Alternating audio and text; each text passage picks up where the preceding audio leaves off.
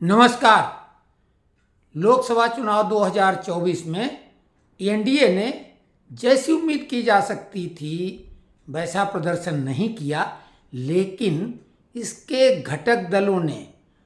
तीन घटक दलों ने जितनी सीटों पर चुनाव लड़ा था सभी सीटें जीती और उनमें जयंत चौधरी की पार्टी 2 सीटों पर लड़ी, उन्होंने 2 की 2 सीटें जीती।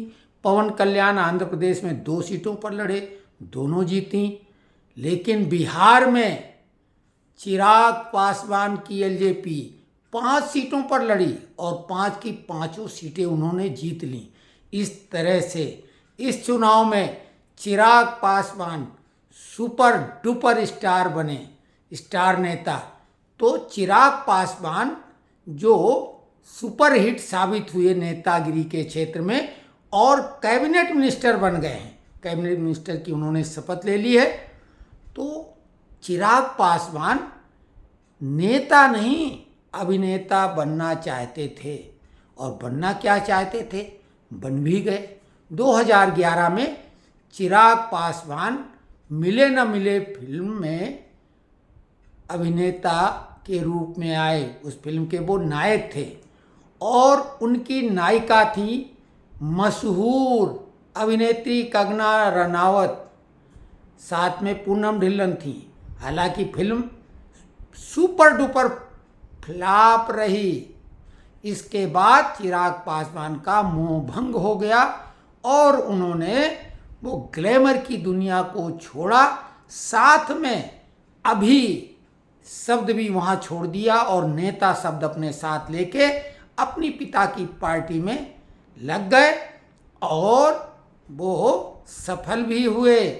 एक फ्लॉप अभिनेता सुपर डुपर हिट नेता, ऐसा हमने एक चुनाव के परिणाम से पहले ही वीडियो डाला था कि फ्लॉप अभिनेता और सुपर हिट नेता। लेकिन इसमें एक और कमाल की बात है, मिले न मिले हम फिल्म इनकी थी और हीरोइन थी कौन, कंगना रनावत। मज़ेदार बात है, कंगना रनावत भी भाजपा से ही चुनाव लड़ी मंडी से और जीती। अब ये दोनों मिले न मिले हम नहीं, ये मिल ही गए। और यहाँ पर एक मज़ेदार बात और भी है, चिराग पासवान 1982 में इनका जन्म हुआ था, उस हिसाब से ये 40 साल को पार कर गए हैं और अभी तक ये बैचलर हैं। दूसरी तरफ कंगना रनावत का भी जन्म 85 में हुआ है और ये भी अभी तक इन्होंने शादी नहीं की, अविवाहित हैं और दोनों एनडीए का हिस्सा हैं। चिराग पासवान तो अपने को मोदी का हनुमान कहते हैं।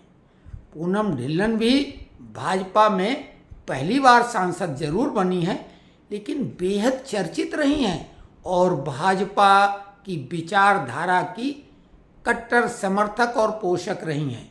तो देखिए, एक कमाल की बात यहाँ पर यह है कि मिले न मिले हम, अब मिल ही गए हम हो गया है।